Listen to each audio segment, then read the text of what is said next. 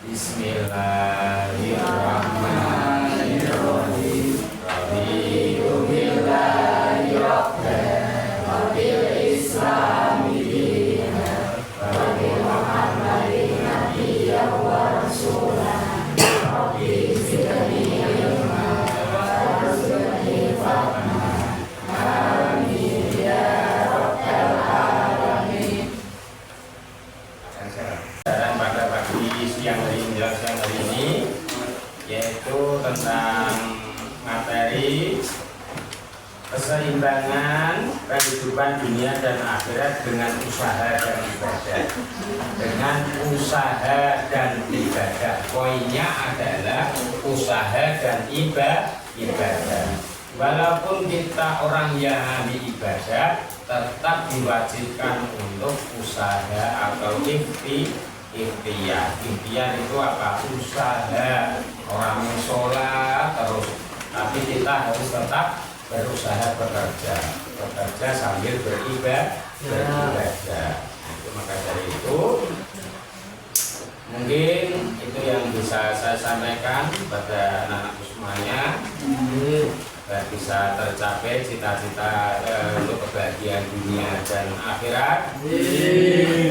Kita harus mengikuti apa yang disyariatkan oleh baginda Nabi Muhammad SAW dengan berpedoman kitab suci Al-Quran. Itu menjadi pedoman. Al-Quran tidak hanya kitab saja, tapi kita pelajari, kita amalkan, kita baca. Karena dalam Al-Quran itu banyak mengandung tentang ibadah. Bahkan orang yang membaca Al-Quran, walaupun dia tidak tahu makna atau artinya, dia tetap mendapatkan pahala. Lalu teman-teman semuanya, dan perbaiki bagiku duniaku yang di dalamnya ada penghidupanku, dan perbaiki bagiku akhiratku yang kesana tempat kembaliku. Dengarkan semuanya, di dunia itu kita sementara, kembali kita itu tetap ke akhirat. Buktinya apa? Mbahku, mbahamu, bapakku, bapakmu, ibuku, ibumu yang sekarang sudah tidak ada, itu kembalinya kita ke akhirat, alias meninggal dunia. Meninggal dunia itu meninggalkan dunia. Orang sing kehidupan selama-lamanya tidak ada. Bahkan malaikat Israel yang mencabut nyawa, besok dia akan mencabut nyawanya sendiri. Di akhirnya nanti dia tidak kekal hidup selama-lamanya. Hanya Allah yang kekal hidup, yang hidup kekal selama-lamanya. Semuanya tetap mengalami yang apa yang dinamakan kematian. Karena kita akan kembali ke akhirat. Dunia ini hanya sementara.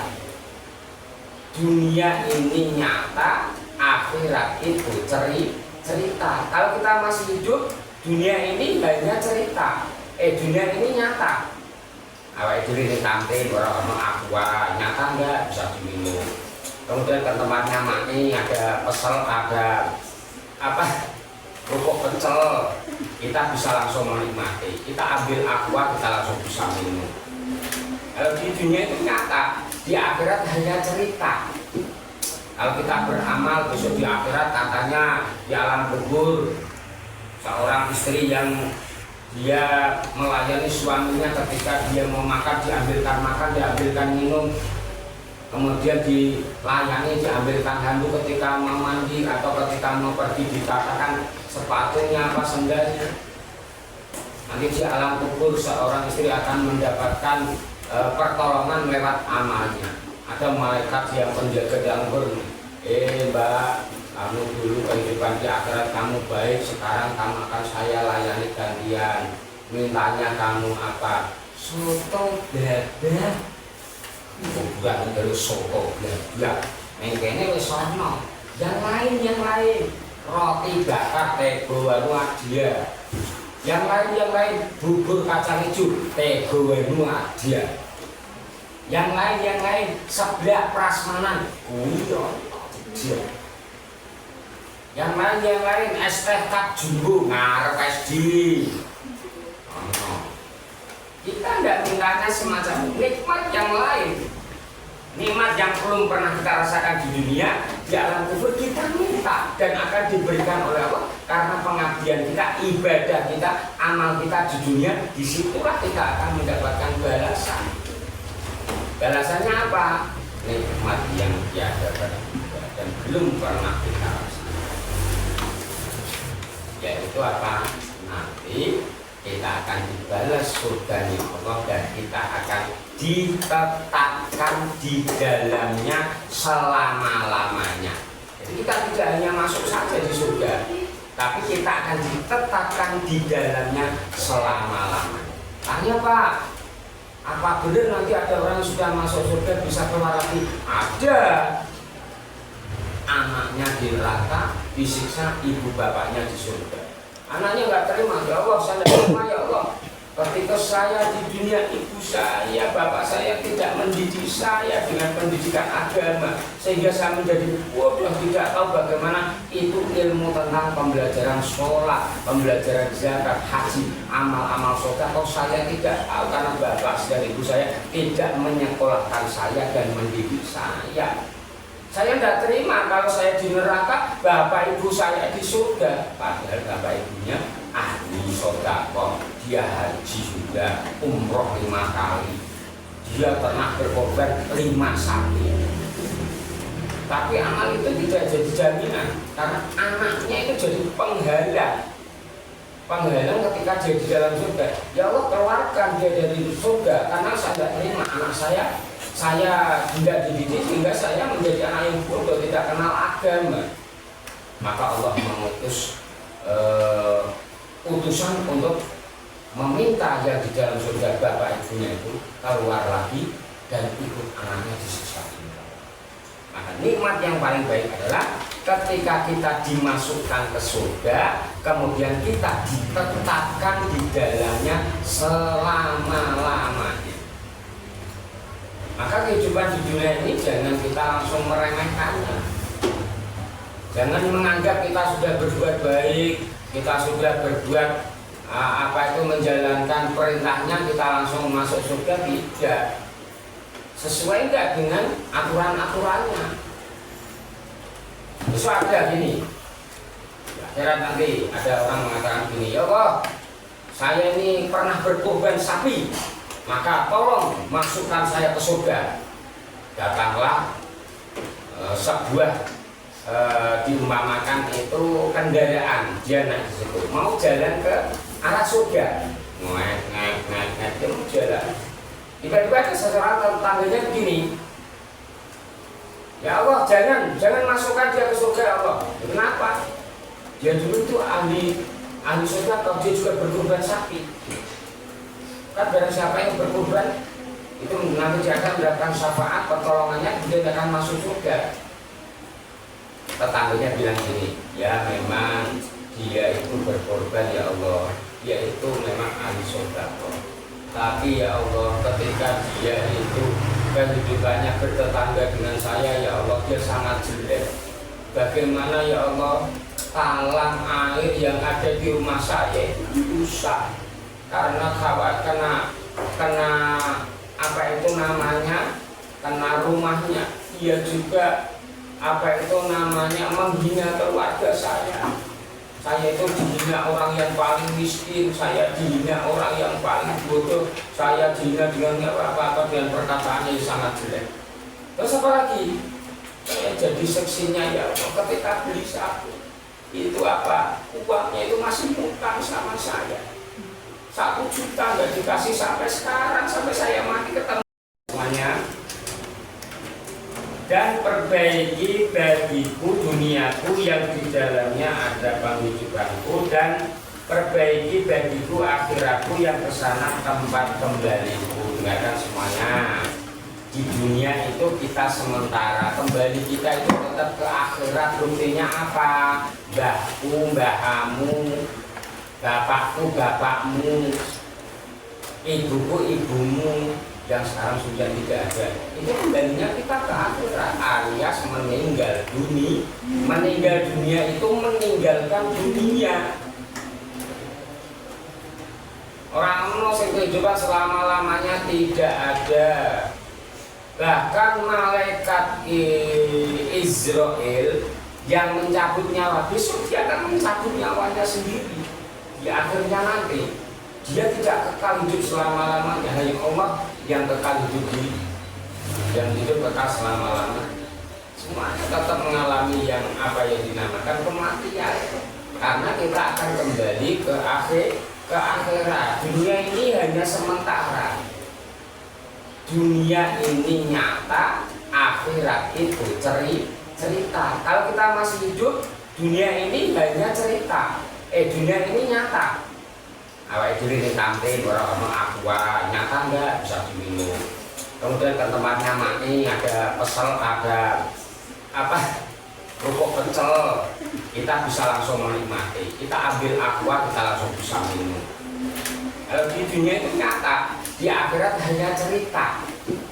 Kalau kita beramal besok di akhirat, katanya di alam kubur seorang istri yang dia melayani suaminya ketika dia mau makan, diambilkan makan, diambilkan minum, kemudian dilayani, diambilkan handuk ketika mau mandi atau ketika mau pergi, dikatakan sepatunya apa sendalnya.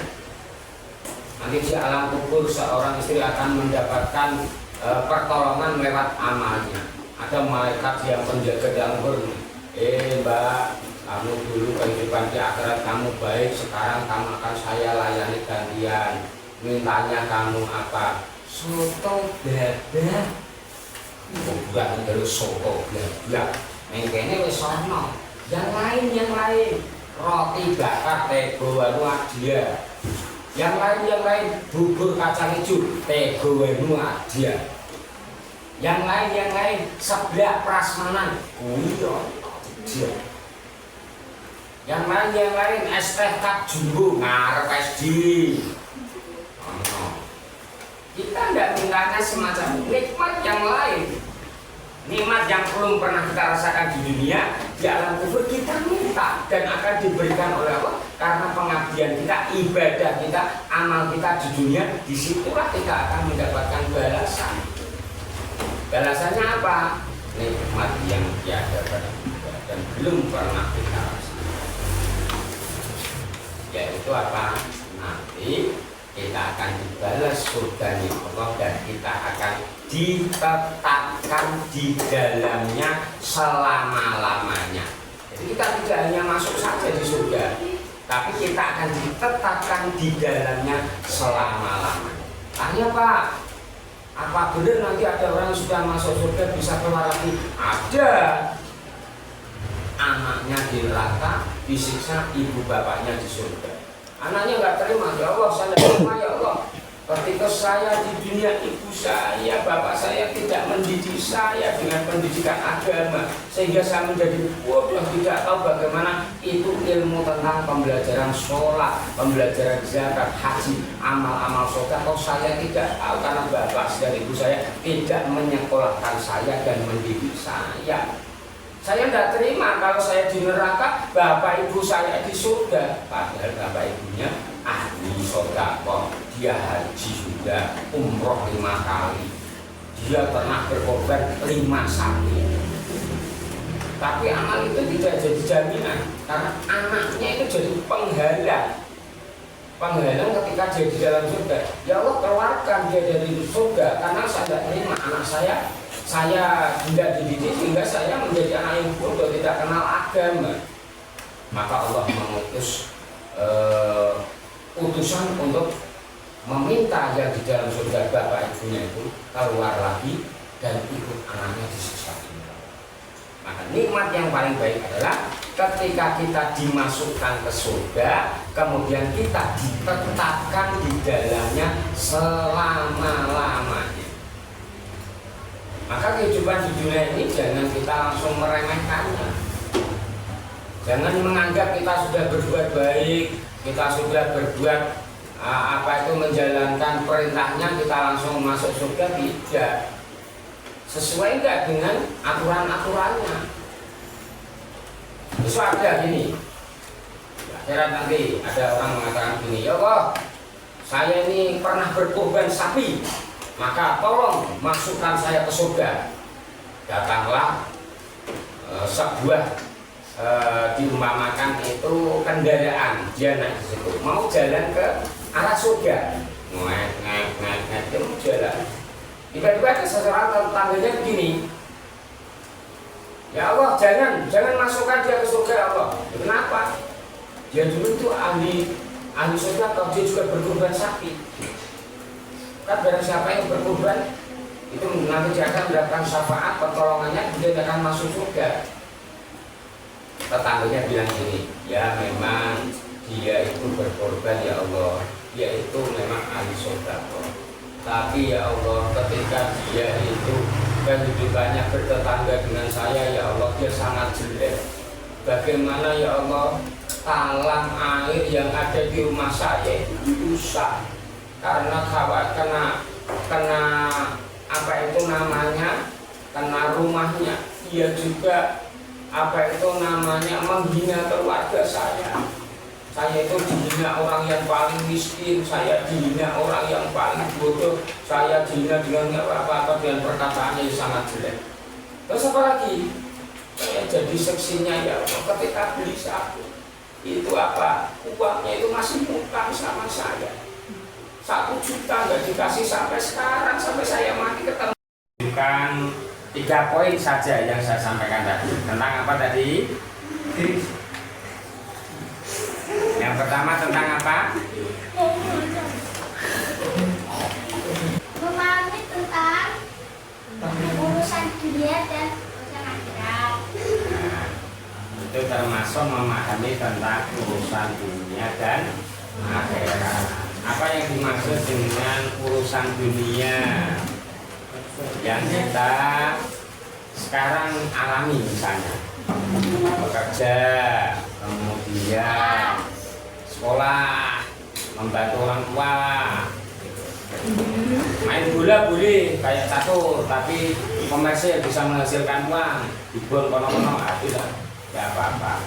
Kemudian apa? Karena di dunia itu kita masih butuh penghidupan. Ada satu sisi kebutuhan yang harus kita penuhi, ekonomi, butuh didik, butuh beras, butuh beli macam-macam kebutuhan. Selanjutnya adalah untuk akhirat. Apa yang kita peroleh nanti ketika kita dunia sampai di akhirat, ketika berbuat baik, apa balasannya? Balasannya apa? Ketika kita di dunia berbuat baik, di akhirat nanti kita dibalas dengan apa? Surga. Loh, kenapa kita males-males kok ngomong surga, kok males-males gitu? Memang kalian besok udah butuh. Apa balasan bagi orang yang berbuat baik di dunia nanti di akhirat adalah yang aras-arasan ini berapa? Orang butuh suatu sama. Butuhnya apa? Butuh ini. Ya Bapak. Menjelaskan dulu.